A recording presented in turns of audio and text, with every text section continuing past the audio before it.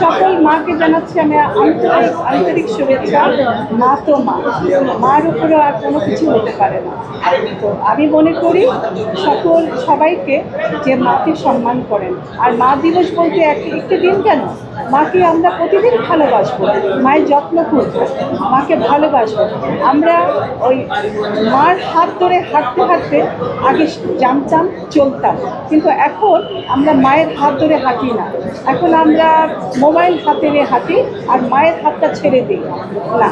আপনারা ছাড়বেন না, মায়ের হাতে ধরে রাখুন, মাকে বুঝুন, মাকে ভালোবাসুন, মার সহযোগিতা করুন, মায়ের মতন হয়ে উঠুন। কারণ আপনার মা, আমাদের মার অভিজ্ঞতা অনেক, তার অভিজ্ঞতাটাকে কাজে লাগিয়ে আমরা এগিয়ে যাব সবাই। এটা খুবই জরুরি।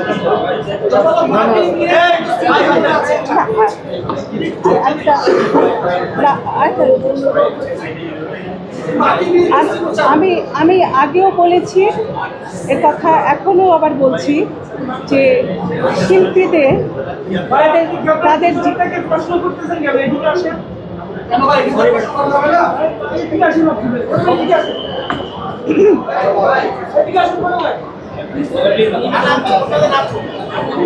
একটি কথা আমি আবারও বলতে চাই, আমি আগেও বলেছি, এখনও বলছি, সেটা হচ্ছে শিল্পীদের জীবনকালে তাদের যে সম্মানটুকু পাওয়া, যে অ্যাওয়ার্ড, সম্মান, সেটা তার জীবনকালে পাওয়া উচিত। কেননা মানুষের তো জীবন জার্নি তো অনেক দূর এগিয়ে যায় না।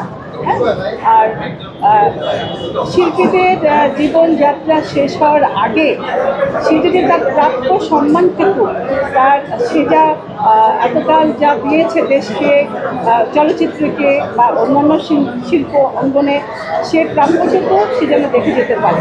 তাতেই হবে তাদের আত্মার তৃপ্তি এবং সবাই তাকে খুশি হবে। ধন্যবাদ সবাই। ধন্যবাদ।